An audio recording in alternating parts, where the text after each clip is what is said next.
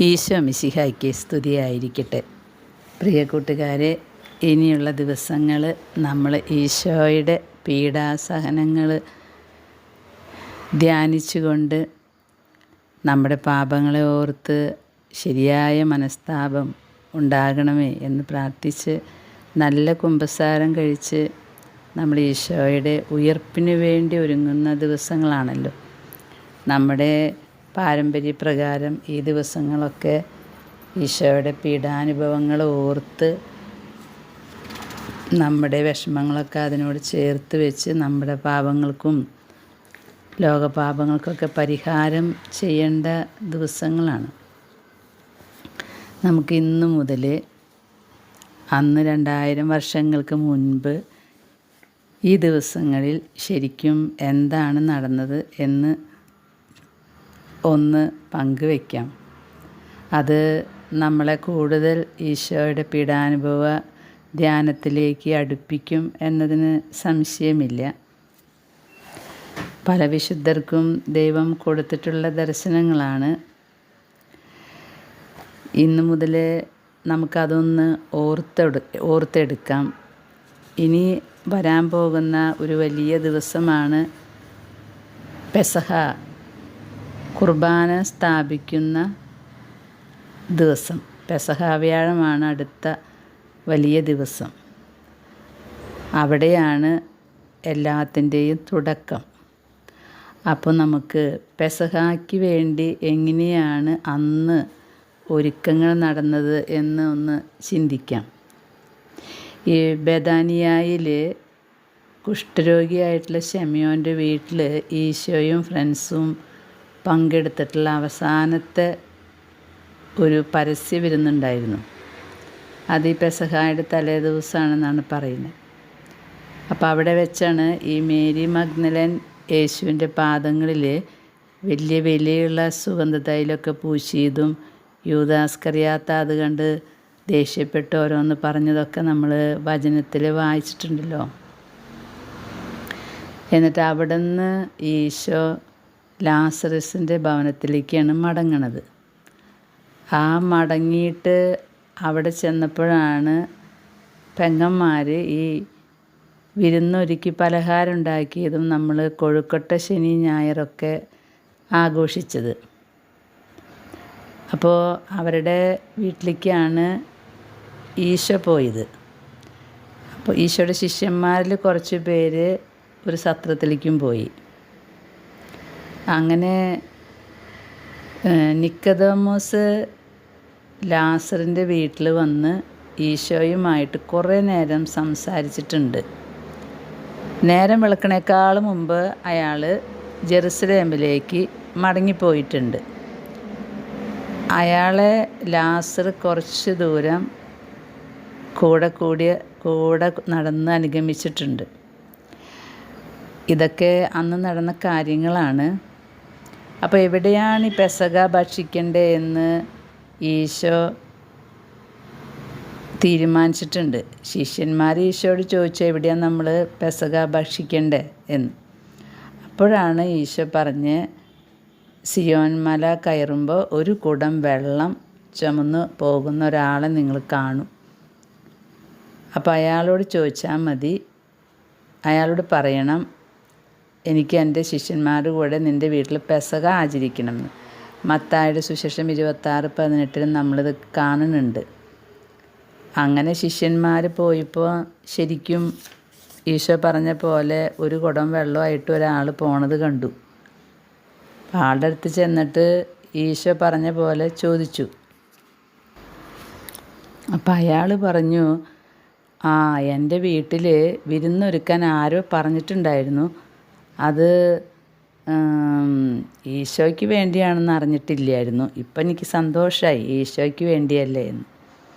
അയാളുടെ പേര് ഹേലി എന്നായിരുന്നു എന്ന് കാതറിൻ എമറിച്ച് ദർശനത്തിൽ കിട്ടിയതാണ്. ഈ ഹെബ്രോണിലെ സക്രിയായുടെ പെങ്ങളുടെ ഭർത്താവാണ് ഈ ഹേലി. അപ്പോൾ സക്രിയായുടെ മകനാണല്ലോ സ്നാപക യോഹന്നാനായിട്ട് വരുന്നത്. അപ്പോൾ സ്നാപക യോഹന്നാൻ്റെ അമ്മായിയുടെ ഭർത്താവാണ് ഹേലി എന്ന് തോന്നുന്നു. ഈ സക്രിയായുടെ വീട്ടിൽ വെച്ചാണ് അത്രേ സ്നാപകയോഹന്നാൻ്റെ മരണത്തിനെക്കുറിച്ചും ഈശോ പറയുന്നത്. ഈ ഹേലി എന്ന് പറഞ്ഞ ആൾക്ക് ഒരു മകനും 5 പെൺകുട്ടികളാണ് ഉണ്ടായത്. ഇയാൾ എല്ലാ വർഷവും പെസഹ തിരുനാളിന് പോകും. അങ്ങനെ പട്ടണത്തിൽ എല്ലാവരും വരുമല്ലോ. അപ്പം താമസിക്കാൻ വീടില്ലാത്ത, ബന്ധുക്കളൊന്നും ഇല്ലാത്തവർക്ക് വേണ്ടി മുറി വാടകയ്ക്ക് എടുത്ത് പെസഹ ഒരുക്കുന്നൊരു പതിവ് ഇയാൾക്കുണ്ടായിരുന്നു. അപ്പം ഈ വർഷം ഈ ഹേലി നിക്കോദമസിൻ്റെയും അരിമത്ഥ്യക്കാരൻ ജോസഫിൻ്റെയും ഉടമസ്ഥതയിലുള്ള ഒരു വിരുന്നുശാലയാണ് ഈ വർഷം അയാൾ വാടകയ്ക്ക് എടുത്തിട്ടുള്ളത്. അപ്പം ആ വീട്ടിലാണ് ഇപ്പോൾ പെസഹ ഒരുക്കാൻ ഈശോ ആവശ്യപ്പെട്ടിരിക്കുന്നത്. ഈ കെട്ടിടത്തിന് കുറേ പ്രത്യേകതകളുണ്ട്. ഇത് സിയോൻ മലയുടെ തെക്ക് ദാവീദിൻ്റെ തകർന്നു കിടക്കണ കൊട്ടാരത്തിൽ നിന്ന് അധികം അകലെയില്ലാണ്ടാണ് ഈ കെട്ടിടം. അപ്പോൾ അവിടെ കുറേ കെട്ടിടങ്ങളൊക്കെ ഉണ്ട് വേറെ. അടുത്തടുത്ത് വേറെ കെട്ടിടങ്ങളുണ്ട്. കർത്താവിൻ്റെ മരണശേഷം കന്യകമാതാവും സ്ത്രീകളൊക്കെ ഇവിടെയാണ് അധിക സമയം ചെലവഴിച്ചിരുന്നതെന്നാണ് പറയണത്. അന്നൊക്കെ അത്താഴമുറിക്ക് ഇന്നത്തിനേക്കാൾ വലിയ വലിപ്പമുണ്ടായിരുന്നു അത്രേ. ഇവിടെ ദാവീദിൻ്റെ പടനായകന്മാർ താമസിച്ചു എന്നും ആയുധവിദ്യയൊക്കെ അഭ്യസിച്ചിരുന്നു എന്നൊക്കെ അതിൻ്റെ അടയാളങ്ങളൊക്കെ ഉണ്ട്. അതുപോലെ മലാക്കി പ്രവാചകൻ ഈ മേൽക്കൂരയുടെ അടിയിൽ ഒളിവിൽ കഴിഞ്ഞതും കേദറിനെക്കുറിച്ച് കണ്ടിട്ടുണ്ടെന്ന്. നിക്കോദമസിൻ്റെയും അരിമത്ഥ്യക്കാരൻ ജോസഫിൻ്റെയും ഉടമസ്ഥതയിൽ വന്ന് അവർക്ക് കിട്ടുമ്പോൾ ഈ കെട്ടിടം വല്ലാണ്ട് പഴകിയ അവസ്ഥയിലായിരുന്നു. അപ്പോൾ അവർ ഈ പെരുന്നാൾ ആഘോഷിക്കുന്നതിനേക്കാളും മുമ്പ് ജെറുസലേമിലേക്ക് വരണ പരിചയമില്ലാത്തവർക്ക് ഇത് വാടകയ്ക്ക് കൊടുത്തിട്ടുണ്ടായിരുന്നു. അപ്പോൾ ഇവർ ഈ കെട്ടിടമൊക്കെ പണ്ട് ഇവർക്ക് വലിയ വിലപിടിപ്പുള്ള കന്മടകളുണ്ടായിരുന്നു എന്നാണ് പറയണേ ഈ അരിമത്ഥ്യക്കാരൻ ജോസഫിനെ. അപ്പോൾ അതുകൊണ്ട് അവിടെ നിന്ന് നല്ല നല്ല കല്ലുകളൊക്കെ വെട്ടിയെടുത്ത് അത് ശവകുടീരങ്ങൾക്കും അലങ്കാരത്തിനൊക്കെ ഉപയോഗിക്കുന്ന തൂണുകളൊക്കെ ഉണ്ടാക്കാൻ ഈ കല്ലുകളൊക്കെ ഇവിടെ വെച്ചിട്ട് ഇവിടേക്ക് കൊണ്ടുവന്നിട്ട് അവിടെ വെച്ചാണ് വിൽക്കാറ്. പണ്ട് നമ്മൾ കണ്ടിട്ടുണ്ടല്ലോ ഈ ശവകുടീരങ്ങളുടെ മുമ്പിൽ ഈശോയുടെയും ലാസറസിൻ്റെയും ഒക്കെ ശവക്കല്ലറകൾക്ക് മുമ്പിൽ വലിയ കല്ലുകൾ ഉരുട്ടി വയ്ക്കുന്നത്. അങ്ങനത്തെയൊക്കെ ഉണ്ടാക്കി കൊടുക്കുന്ന ആളായിരുന്നു ഈ അരിമത്ഥ്യക്കാരൻ ജോസഫ്. അപ്പോൾ അതിനൊക്കെ ഉപയോഗിച്ചിരുന്ന കെട്ടിടമായിരുന്നു ഇത്. ഈ ജോസഫിൻ്റെ ബിസിനസ്സിൽ നിക്കോദമസും കൂടി. അങ്ങനെ അവർ സ്നേഹിതന്മാരായി. അപ്പോൾ ഈ കെട്ടിടമാണ് ഒരുക്കാൻ പറഞ്ഞിട്ട് ഈശോ സന്ദേശം കൊടുത്തത്. ഇപ്പം നിക്കോദമസും ജോസഫും അരിമത്ഥ്യക്കാരൻ ജോസഫും അവരുടെ അടുത്ത് പത്രോസും യോഹന്നാനും ഇതിനെക്കുറിച്ചുള്ള കാര്യങ്ങളൊക്കെ പറയാണ്. പെസഹായ്ക്ക് മുമ്പ് കല്ലുകളൊക്കെ ഒരു വശത്തേക്ക് മാറ്റി അത്താഴം മുറി ഒരുക്കുന്ന കാര്യത്തെക്കുറിച്ച് ഇങ്ങനെ പറയാണ്. ഈ അത്താഴമുറി വീതിയേക്കാൾ കൂടുതൽ നീളമായിരുന്നു അത്രേ. അതുപോലെ ഒരു നിര പൊക്കം കുറഞ്ഞ സ്തൂപങ്ങൾ ആ സ്തൂപങ്ങളാൽ ചുറ്റപ്പെട്ടിരുന്നു എന്നാണ് പറയണത്. ഇത് കേൾക്കുമ്പോൾ നമുക്കിത് മനസ്സിൽ കാണാം. നീളം കൂടിയൊരു മുറി, ചുറ്റും സ്തൂപങ്ങൾ. എനിക്ക് തോന്നുന്ന ഇന്നത്തേതിനേക്കാൾ ഗംഭീരമാണെന്ന് തോന്നുന്നു അന്നത്തെ കാര്യങ്ങളൊക്കെ. പിന്നെ തൂണുകൾക്കിടയിലുള്ള സ്ഥലം ഒരു മുറി പോലെയാണെന്നാണ് പറയണേ. വെളിച്ചം വരാനുള്ള കാര്യങ്ങളും കവാടങ്ങളൊക്കെ ഉണ്ട്. ഈ കവാടം തുറന്ന് കടന്നു വരുന്ന ആൾ തൂക്കുവിളക്കുകളോട് കൂടി വരും. അപ്പം അന്ന് വലിയ വലിയ വിളക്കുകളാണ്. പിന്നെ ഇതിൻ്റെ ചുമരൊക്കെ നല്ല ഭംഗിയുള്ള പരവതാനി കൊണ്ട് അലങ്കരിച്ചിരുന്നു എന്ന്. ഇന്നും നമ്മൾ ഓരോ ഹോട്ടലുകളൊക്കെ കാണുമ്പോൾ ഞാനൊക്കെ അതിശയിക്കും.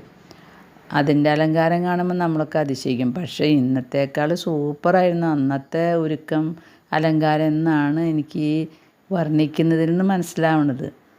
എല്ലായിടത്തും നീല സിൽക്ക് തുണി കൊണ്ടാണെന്ന് അലങ്കരിച്ചിരുന്നത്. ഇത് കണ്ട ഒരു സ്വർഗീയ ദേവാലയം തന്നെയാണെന്ന് തോന്നുമത്രേ. പിന്നെ അവിടെ പുറത്തെ അങ്കണം, വിശുദ്ധ സ്ഥലം, അതിവിശുദ്ധ സ്ഥലം എന്നൊക്കെ പറഞ്ഞ് കുറേ സ്ഥലങ്ങളുണ്ട്. അവിടെ ചെയ്യേണ്ട കാര്യങ്ങളുണ്ട്. ഇവിടെ 3 പടവുകളുടെ മേലെ ഒരു ത്രികോണാകൃതിയിലുള്ളൊരു സ്ഥലമുണ്ട് അത്രേ. അവിടെ പെസഹ കുഞ്ഞാടിനെ പാകപ്പെടുത്തുന്ന അടുപ്പിൻ്റെ ഭാഗമാണ്. അവിടെയാണല്ലോ പെസഹ ആചരിക്കുന്ന സ്ഥലം. അതിൽ കഴുത്തിൽ കത്തി കയറ്റിയ പെസഹ കുഞ്ഞാടിൻ്റെ ഒരു ചിത്രം അവിടെ വരച്ചു വെച്ചിട്ടുണ്ട്. ഈ കെട്ടിടത്തിൻ്റെ അടിയിൽ വിശാലമായ അറകളുണ്ട്. ഈ അറകളിലായിരുന്നത്രേ ഉടമ്പടിയുടെ പേടകം സൂക്ഷിച്ചിരുന്ന സ്ഥലം. ഈ ഹേലി എന്ന് പറയുന്ന ആൾ ശിഷ്യന്മാരോട് സംസാരിച്ചതിന് ശേഷം വീട്ടിലേക്ക് പോയി. അപ്പം അതിൻ്റെ അപ്പുറത്ത് മലയിടുക്കിൻ്റെ മറുകരയിൽ ഈ ശിഷ്യന്മാരൊക്കെ അവിടെ ആ ഭാഗത്തേക്കാണ് പോയത്. അപ്പോൾ അവിടെയാണ് ഈ ഷിമിയോൻ്റെ വീട്. ഷിമിയോൻ എന്ന് പറഞ്ഞാൽ ഈശോനെ ദേവാലയത്തിൽ കാഴ്ചവെച്ചപ്പോൾ എൻ്റെ കണ്ണുകൾ ഭാഗ്യമുള്ളത് കണ്ടു, ഇനി ഞാൻ പൊയ്ക്കോട്ടെ എന്ന് പറഞ്ഞാൽ പരിശുദ്ധനായ ഷിമിയോൻ ഉണ്ടല്ലോ, അദ്ദേഹത്തിൻ്റെ വീട് അവിടെയാണെന്ന്. അദ്ദേഹത്തിൻ്റെ പുത്രന്മാർ ഈശോയുടെ ശിഷ്യന്മാരാണ്, രഹസ്യ ശിഷ്യന്മാർ. അപ്പം അതിൽ ഒരാൾ പള്ളിയിൽ ഏതോ ഒരു വലിയ സ്ഥാനം വഹിച്ചിരുന്നു. അപ്പം അയാളോട് അപ്പസ്തോലന്മാർ എന്തൊക്കെയോ സംസാരിക്കുന്നുണ്ട്. ഈ ഔദ്യോഗിക സ്ഥാനം വഹിച്ചിരുന്ന ആളോടാണ് അപ്പസ്തോലന്മാർ സംസാരിക്കുന്നത്. അവർ ഇയാളെയും കൊണ്ട് ഒരു സ്ഥലത്ത് പോയിട്ട് കുഞ്ഞാടുകളെ സെലക്ട് ചെയ്യാണ്. ഇയാളുടെ അധീനതയിലുള്ളതാണെന്ന് തോന്നുന്നു കുഞ്ഞാടുകൾ. കുറേ ആടുകൾ അവിടെ വിൽക്കാൻ വെച്ചിട്ടുള്ള പോലെ. അങ്ങനെ അതിൽ 4 എണ്ണത്തിനെ തിരഞ്ഞെടുത്ത് ഒരു അത്താഴമുറിയിലേക്ക് കൊണ്ടുവരുന്നുണ്ട്. സ്ലീഹന്മാരൊക്കെ പെസഹ ഒരുക്കത്തിനുള്ള കാര്യങ്ങൾ ചെയ്യാണ്. കാരണം 12 ശിഷ്യന്മാരും ഈശോയും പിന്നെ സ്ത്രീജനങ്ങളും പിന്നെ കുറേ പേര് വേറെ ശിഷ്യന്മാരൊക്കെ ഉണ്ടല്ലോ. അപ്പോൾ അവർക്കൊക്കെ ഭക്ഷിക്കാൻ ഭക്ഷണം വേണ്ടേ. അപ്പം പത്രോസും യോഹന്നാനും സാധനങ്ങൾ ഇങ്ങനെ ഏർപ്പാട് ചെയ്യണം. അപ്പോൾ കാൽവരി മലയുടെ വടക്ക് ഭാഗത്തുള്ള ഒരു വീടിൻ്റെ വാതിലിനടുത്ത് ഇവർ പോയി നിൽക്കുന്നുണ്ട്. അവിടെ ശിഷ്യന്മാർ കുറേ സമയം ചിലവഴിക്കാറുണ്ട് ഈ വീട്ടിൽ.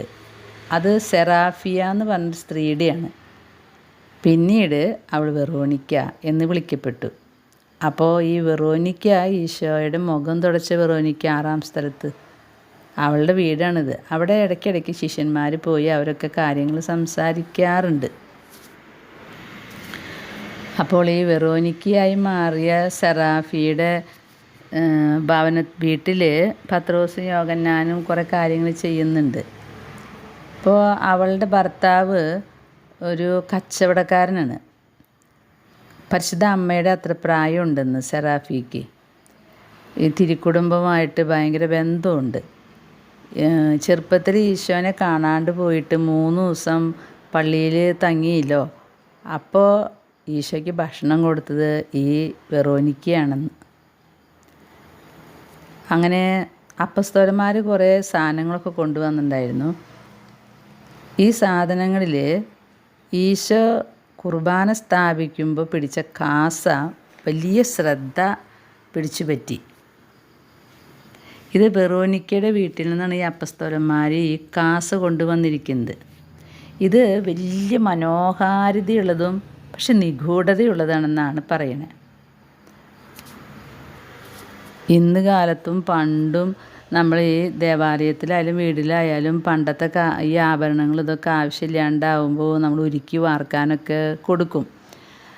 അതുപോലെ ഇതും പണ്ട് കുഴിച്ചെടുത്ത് ഈ ഒരു കാസ ഉരുക്കി വാർക്കാൻ കൊടുത്തതാണ്. പക്ഷേ അത് ഉരുക്കാൻ പറ്റിയില്ല. അപ്പം അതുകൊണ്ട് മറ്റുള്ള വസ്തുക്കളുടെ കൂടെ ഇങ്ങനെ ഇട്ടേക്കായിരുന്നു. പഴയ വസ്തുക്കളൊക്കെ കളക്ട് ചെയ്ത് കച്ചവടം ചെയ്യുന്നവർക്കാണ് അത് വിറ്റത്. പക്ഷേ അത് ദൈവം നിയോഗത്താൽ സെറാഫിയുടെ കയ്യിൽ വന്നു പെട്ടു. ഈശോ പലപ്പോഴും ഈ കാസ ഉപയോഗിച്ചതായിട്ട് കണ്ടിട്ടുണ്ട്. ഇത് പിന്നീട് അന്ത്യത്താഴം മുതൽ അത് ക്രിസ്തീയ സമൂഹത്തിന് മാത്രം അവകാശപ്പെട്ട വസ്തുവായി തീർന്നു. അതിന് ഇങ്ങനെയാണ് അതിൻ്റെ ഒരു കാഴ്ച. അതിനെ കാണുമ്പോൾ ഇങ്ങനെയാണ്, ഒരു വലിയ താലത്തുമ്മലാണ് ഈ കാസ ഉറപ്പിച്ചേക്കണത്. അതിന് ചുറ്റും പീഠങ്ങളുണ്ട്. ഈ താലത്തുമ്മ കൊച്ചു കൊച്ചു പീഠങ്ങൾ, അതും 6 ചെറിയ ഗ്ലാസ്സുകളുണ്ട് ഈ പീഠത്തുമ്മ. വലിയ കാസയ്ക്കുള്ളിൽ പൂക്കൾ വയ്ക്കുന്ന വിധത്തിലുള്ള ഒരു ചെറിയ പാത്രം ഒരു ചെറിയ പ്ലേറ്റിൽ ഉറപ്പിച്ചിട്ടുണ്ട് ഈ വലിയ കാസയുടെ ഉള്ളിൽ. അതിന് പറ്റിയ അടപ്പും അതിനുണ്ട്. അതുപോലെ കാസയുടെ ചുവട്ടിൽ പെട്ടെന്ന് എടുക്കാൻ പറ്റുന്ന പോലെ ഒരു സ്പൂണും ഉണ്ട്. ഈ പാത്രങ്ങളൊക്കെ നേരത്തെ തുണി കൊണ്ട് മൂടി വെച്ചിരിക്കുക. ഇവയ്ക്കെല്ലാം കൂടി തുകൽ കൊണ്ടുണ്ടാക്കിയ ഒരു കവചവും ഉണ്ടായിരുന്നു. ഒരു കപ്പും അതിനെ താങ്ങി നിർത്തുന്ന ഒരു പാദവും, അതും ചേർന്നതാണ് ഈ വലിയ കാസ. പിന്നെ പെയർപ്പഴത്തിൻ്റെ ആകൃതിയും കറുത്ത നിറവും നല്ല കട്ടിയും മിനുസുമുള്ള ഈ കപ്പ് സ്വർണം കൊണ്ട് അലങ്കരിച്ചിട്ടുണ്ടായിരുന്നു. ഇരുവശങ്ങളിലും കൈപ്പിടിയുണ്ട് കാസയ്ക്ക്. ഇരുവശങ്ങളിലും ശുദ്ധ സ്വർണം കൊണ്ട് നിർമ്മിച്ച് രത്നക്കല്ലുകൾ പതിച്ച് അലങ്കരിച്ചിട്ടുള്ള അതിൻ്റെ പാദത്തിന്മേൽ പാമ്പിൻ്റെയും മുന്തിരിക്കുലയുടെയും രൂപങ്ങൾ കൊത്തി വെച്ചിട്ടുണ്ട്. നമ്മുടെ ജെറുസലേമിലെ പള്ളിയിൽ വിശുദ്ധ ചെറിയ ജാക്കോബ് ഈ കാസ സൂക്ഷിച്ചു. ഇപ്പോഴും അത് ആ പട്ടണത്തിലുണ്ടെന്ന് കാതറിനെ വിളിച്ച് കാണുന്നുണ്ട്. ഇതിൻ്റെ ചുറ്റുണ്ടായിരുന്ന കൊച്ചു കൊച്ചു കപ്പുകളൊക്കെ മറ്റു പള്ളികൾ സ്വന്തമാക്കി. പിന്നെ ഒരെണ്ണം അന്ത്യോക്യയിലേക്കും പിന്നെ ഒരെണ്ണം എഫെസൂസിലേക്കും എടുത്തു. ഈ കപ്പുകളൊക്കെ പാത്രിയാർക്കന്മാരുടെ ഉടമസ്ഥതയിലായിരുന്നു.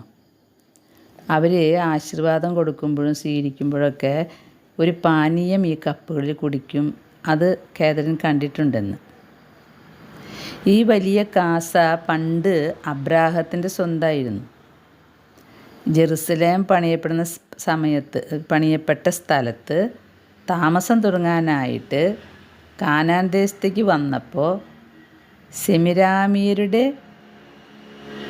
നാട്ടിൽ നിന്നും മെൽക്കിസെദക്ക് കൊണ്ടുവന്നതാണ് ഈ കാസ. അന്ന് കാലത്ത് ബലിയർപ്പണത്തിന് അദ്ദേഹം ഈ കാസ ഉപയോഗിച്ചിരുന്നുവെന്ന്. അങ്ങനെ അബ്രാഹത്തിൻ്റെ സാന്നിധ്യത്തിൽ അപ്പവും വീഞ്ഞും കാഴ്ച അർപ്പിച്ച ശേഷം മെൽക്കിസെദക്ക് ഈ കാസ അബ്രാഹത്തിന് നൽകി. അങ്ങനെ ഈ കാസ തിരിഞ്ഞും മറിഞ്ഞും ഇവിടെ എത്തി. ഇതാണ് പെസഹായുടെ ഹാള് ഒരുക്കുന്ന ഒരു അവസ്ഥ.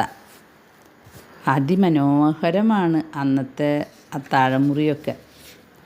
നമ്മൾ വിചാരിക്കും നമ്മളാണ് ഡെവലപ്ഡ് ആയിട്ടുള്ള ആളുകളെന്നൊക്കെ. പക്ഷേ പണ്ടത്തെ കാര്യങ്ങൾ കാണുമ്പോൾ അന്നത്തേതിനോട് തുലനം ചെയ്യാൻ നമുക്ക് ഇന്ന് ഒന്നുമില്ല. അതുപോലെയാണ് അന്നത്തെ കാര്യങ്ങളൊക്കെ. അപ്പസ്തോലന്മാരൊക്കെ പെസഹായ്ക്ക് വേണ്ടി ഒരുക്കിക്കൊണ്ടിരിക്കുമ്പോൾ ഈശോ ബഥാനിയയിലാണ്. അമ്മയ്ക്കും ലാസറിനും ഭക്തസ്ത്രീകൾക്കൊക്കെ നിർദ്ദേശങ്ങൾ കൊടുക്കണം ഈശോ. കുറേ കാര്യങ്ങൾ മുൻകൂട്ടി തന്നെ പറഞ്ഞു കൊടുക്കുന്നുണ്ട്. പിന്നെ ഞാനിങ്ങനെ യോഹന്നാനെയൊക്കെ പെസഹ ഒരുക്കാൻ വിട്ടിട്ടുണ്ട്. പിന്നെ യൂദാസിൻ്റെ പദ്ധതികളൊക്കെ കുറിച്ച് അമ്മോട് പറയുന്നുണ്ട്. അമ്മ അപ്പോൾ യൂദാസിന് വേണ്ടി പ്രാർത്ഥിക്കുന്നുണ്ട്. അങ്ങനെ ഈശോ കുറേ കാര്യങ്ങൾ പെസഹ നടക്കുന്നേക്കാൾ മുമ്പ് അമ്മോടും വേണ്ടപ്പെട്ടവരോടൊക്കെ പറയുകയാണ്. കാരണം പെസഹ ദിനം കുർബാന സ്ഥാപിച്ച് കഴിഞ്ഞാൽ പിന്നെ അമ്മയായിട്ട് സംസാരിക്കാൻ പറ്റില്ല. അതുകൊണ്ട് എല്ലാ കാര്യങ്ങളും പറഞ്ഞു കൊടുക്കുന്നുണ്ട്. കുരിശുമരണത്തിനെ കുറിച്ച് അമ്മയോട് പറഞ്ഞപ്പോൾ പരിശുദ്ധ അമ്മ പറഞ്ഞു, ഞാനും നിൻ്റെ ഒപ്പം ജീവൻ ത്യജിക്കാൻ നീ അനുവദിക്കണം. അപ്പോൾ ഈശോ പറഞ്ഞു, സംയമനം പാലിക്കണം, ഞാൻ ഉയർത്തെഴുന്നേൽക്കും, ഏത് സ്ഥലത്ത് ഏത് സമയത്താണ് ഞാൻ അമ്മയ്ക്ക് പ്രത്യക്ഷപ്പെടാമെന്നൊക്കെ വെളിപ്പെടുത്തി കൊടുത്തു. അങ്ങനെയാണ് പരിശുദ്ധ അമ്മ എല്ലാം ഹൃദയത്തിൽ സംഗ്രഹിച്ച് സംയമനം പാലിച്ച് ഈശോയുടെ പാടുപീടുകളിൽ പങ്കുചേരുന്നത്. അന്ന് 12 മണിയായപ്പോഴാണ് ഈശോയും 9 അപ്പസ്തലന്മാരും കൂടി ബെഥാനിയയിൽ നിന്ന് പിന്നെ ജെറുസലേമിലേക്ക് പോകണത്. വഴിയിലൊക്കെ നടക്കാൻ പോകുന്ന കാര്യങ്ങളെക്കുറിച്ച് ഈശോ പറയുന്നുണ്ട്. അപ്പോഴൊക്കെ ഈശോയുടെ മുഖം മനുഷ്യരോടുള്ള സ്നേഹം, അവരെ രക്ഷിക്കാനുള്ള ആഗ്രഹം കൊണ്ട് പരീക്ഷണനാകുന്നത് പോലെ തോന്നിയെന്നാണ് പറയുന്നത്. മനുഷ്യരോടുള്ള സ്നേഹം കൊണ്ട്. പ്രിയ സഹോദരങ്ങളെ, നമുക്ക് ഇത്രയും കാര്യങ്ങൾ കേട്ട് മനസ്സിൽ സൂക്ഷിച്ചു വയ്ക്കാം. ഞാൻ ഇടയ്ക്കിടയ്ക്ക് ആ കാസയൊക്കെ ഓർക്കും, അവിടെ നടന്ന ഒരുക്കങ്ങൾ ഓർക്കും. അപ്പോഴെനിക്ക് കൂടുതൽ പെസഹ ഒരുക്കത്തിന് കൂടുതലത് നമുക്ക് ഉപകാരപ്രദമാകുന്നത് പോലെ തോന്നിയിട്ടുണ്ട്. എൻ്റെ മനക്കണ്ണുകളിൽ കാണും പരിശുദ്ധ അമ്മയും ശ്രീഹന്മാരും ഭക്തസ്ത്രീകളൊക്കെ ആ അലങ്കരിച്ച മുറിയുടെ, സ്ത്രീകൾ അവിടെ മെയിൻ ഭാഗത്തില്ല, അവർ ബാക്കിലൊരു സ്ഥലത്താണ്.